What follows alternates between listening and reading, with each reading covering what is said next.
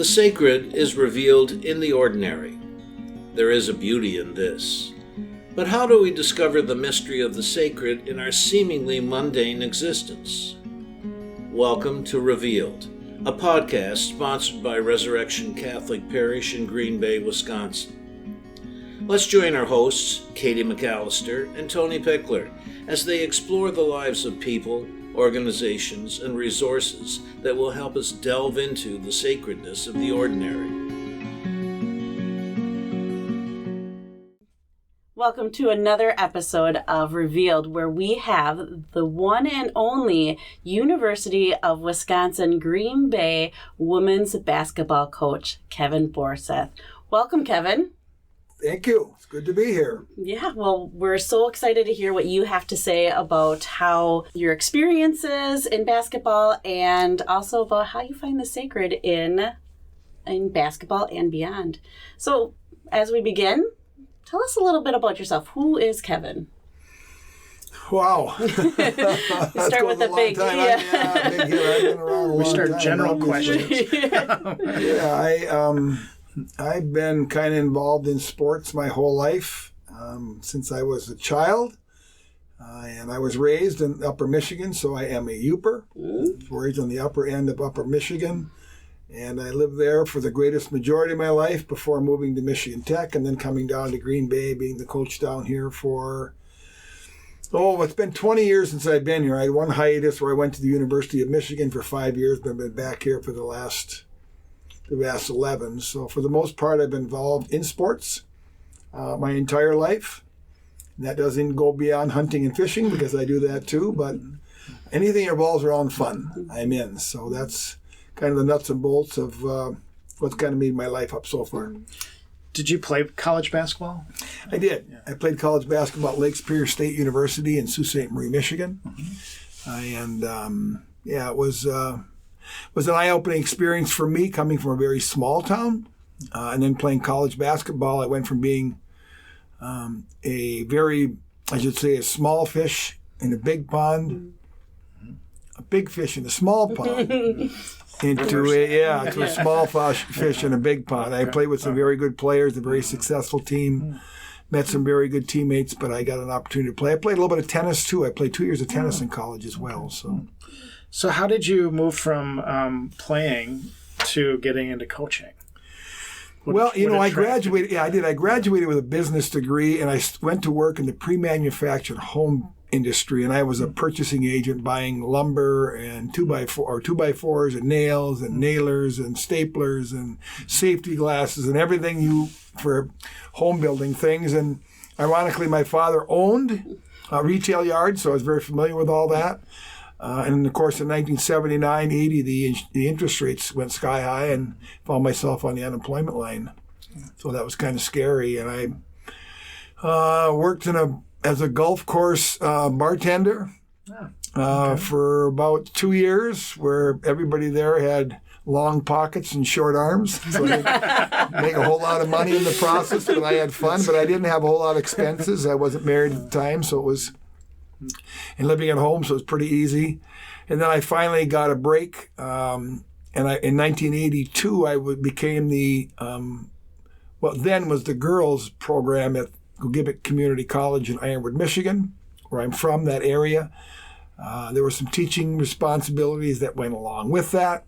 And one thing kind of snowball led to another. And I could go on, but that's where my start came. I was a football coach for a couple of years.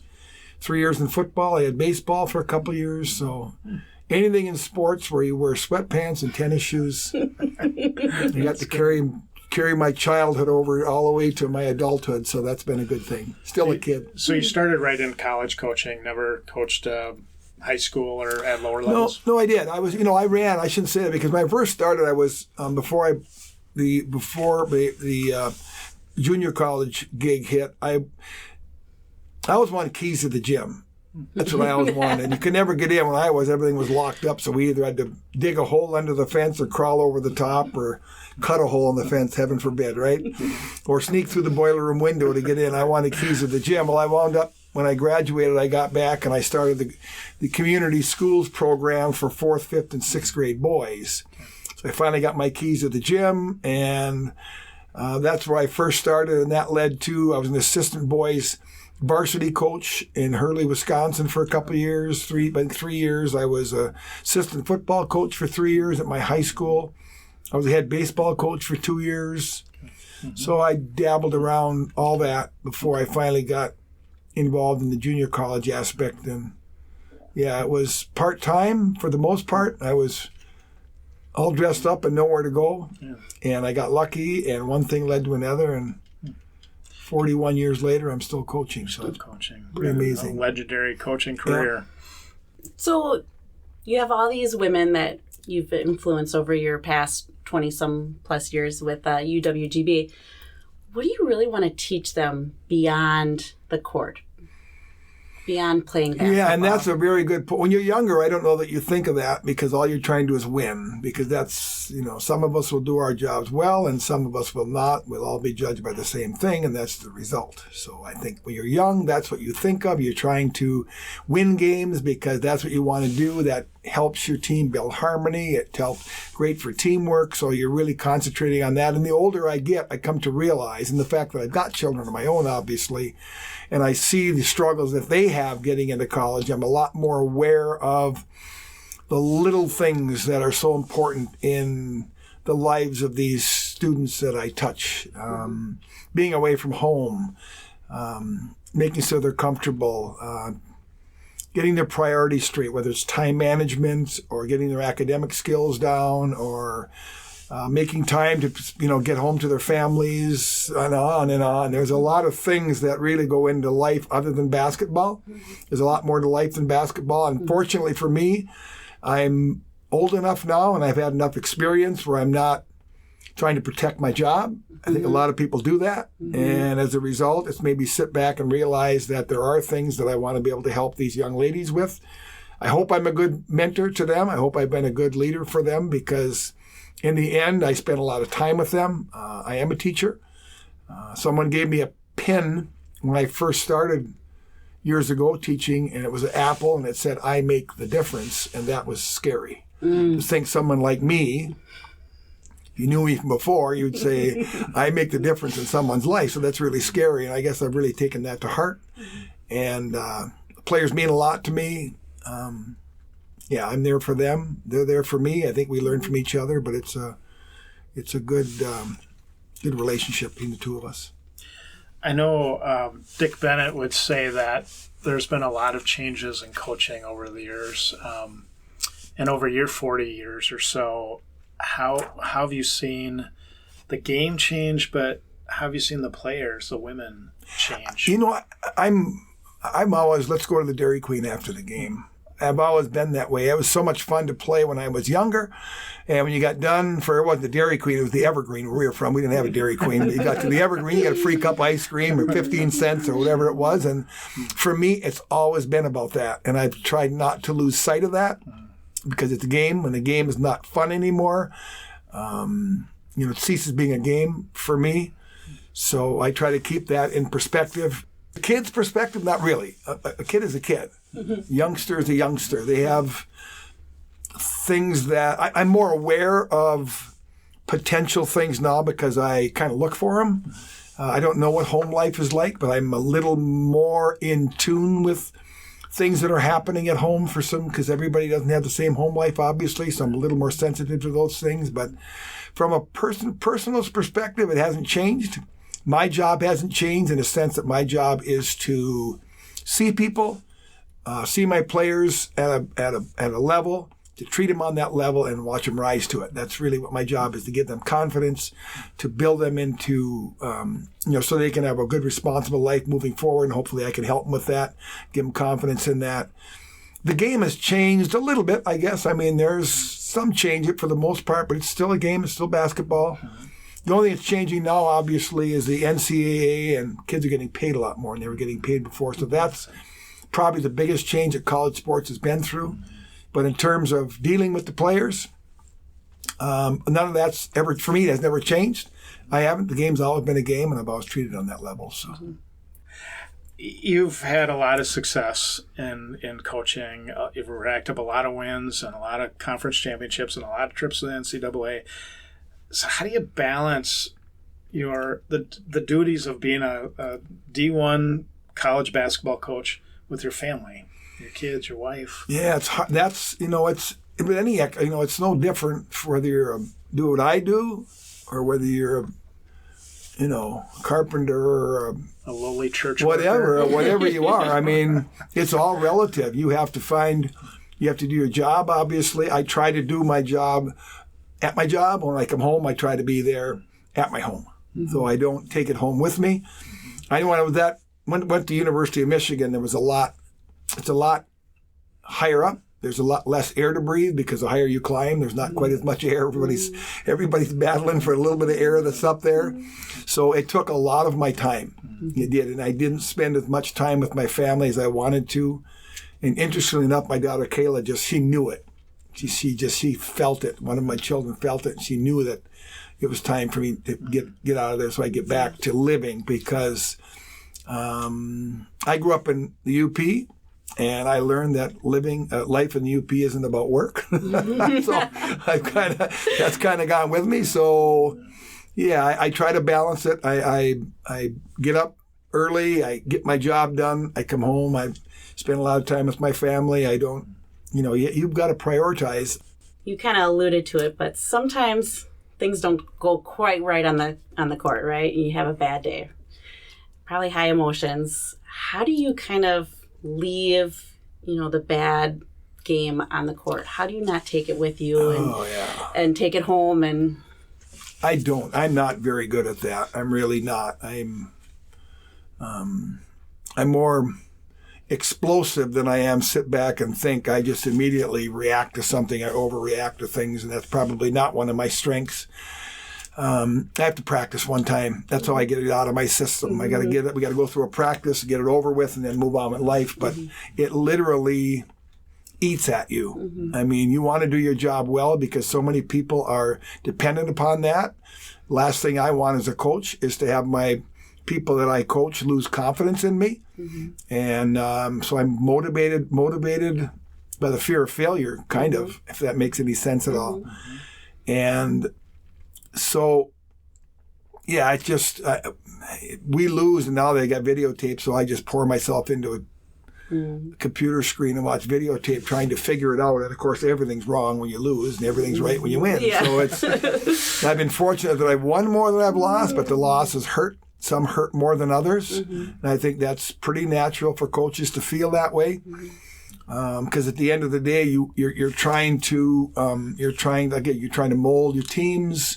And it's a lot easier, obviously, when you win than when you lose. Yeah. So there's lessons to be learned from all that as well. So there are days when it's not quite as, there's a lot of days when it's not quite as nice as it seems. Sure. We don't want you to be announcing any retirement plans or anything, but you've had quite a distinguished career of 40 years, and you've won a lot of games and a lot of conference championships, and like I said, NCAA appearances. But what do you hope to yet accomplish in your career? Well, I don't know that I have anything to prove.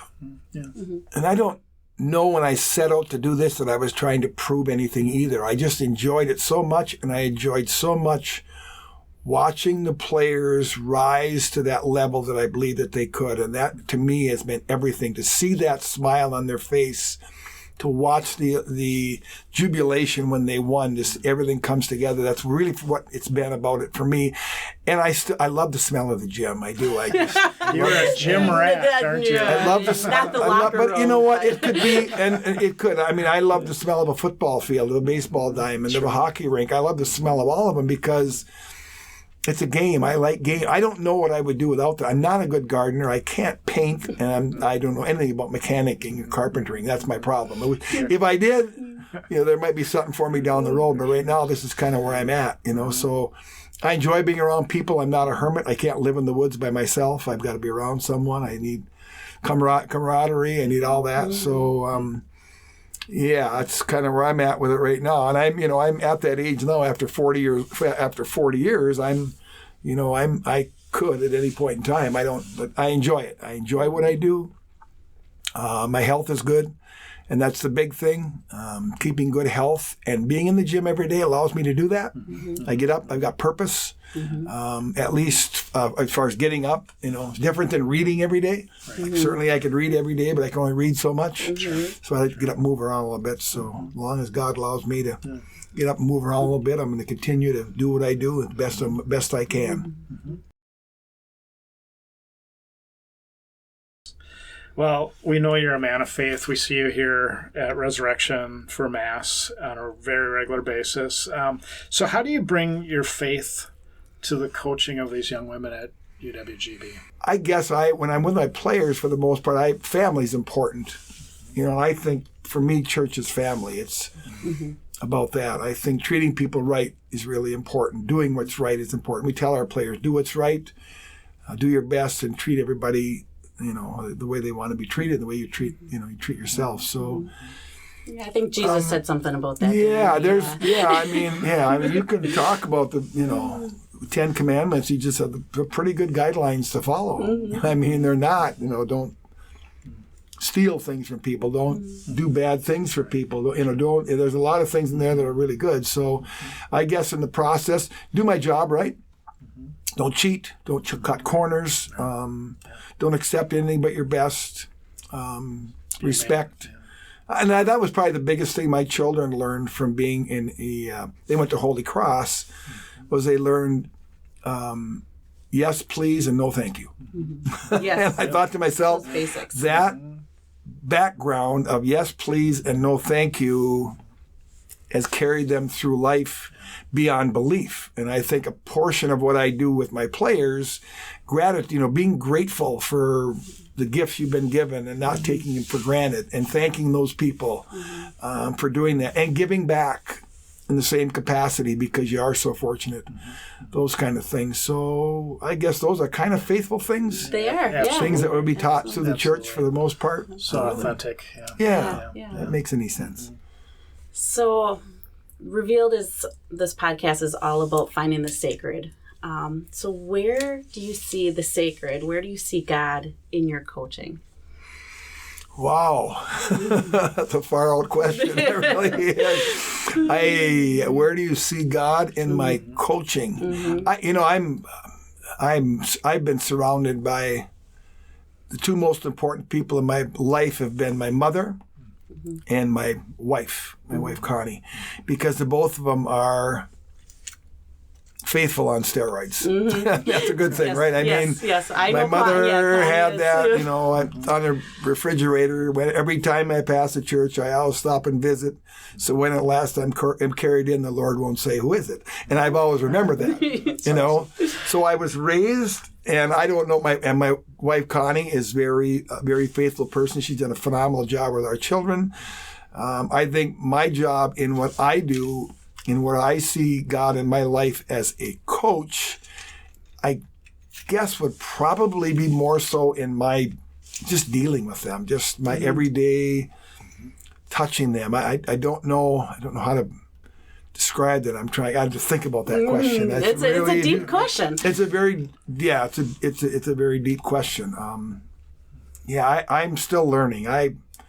My wife really is the backbone from our household, where everything is driven through faith, and that's where it is. So I'm learning, as I go. I was one of these jocks, if you will, that spent more time throwing the ball off the house and trying to run around the church than go inside the church, if that made any sense. So, so I learn a lot as I go, and I'm still learning the value of that.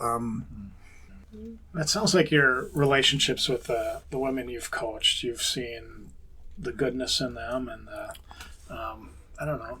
You've had some really amazing women who have gone on to do really amazing things themselves, and I think you'd see the sacred in that. Well, you're just how you treat people and how the guidance that you give them and is important, because that's a huge influence. I'm with these players every day, and I have an influence. I do. And guiding them down the right path is important. Helping guide them down. Their parents do the work. My job is to support the parents and get them down that path. And do I throw in little biblical quirks into my daily quotes? I do. Food for thought. As many as I can without Crossing that line. violating my spot as a coach, because I am a coach first and foremost. But, saying grace when we're on the road, is, we'll do that, those kind of things. So, little quirks. Very cool. Kevin, I can't thank you enough. We can't thank you enough for being a guest on Revealed. You have been such an influential member of this community, of the Green Bay community, not only influencing so positively the women that you coach, but really this entire community feed off of you and your success and the way that you've led that program in such an authentic and honest and good way just speaks volumes. And so thanks for being part of Revealed. I appreciate that. Thanks for your generosity of time with us today. Thank you very much for having me. Thank you. This has been Revealed, a podcast sponsored by Resurrection Catholic Parish in Green Bay, Wisconsin.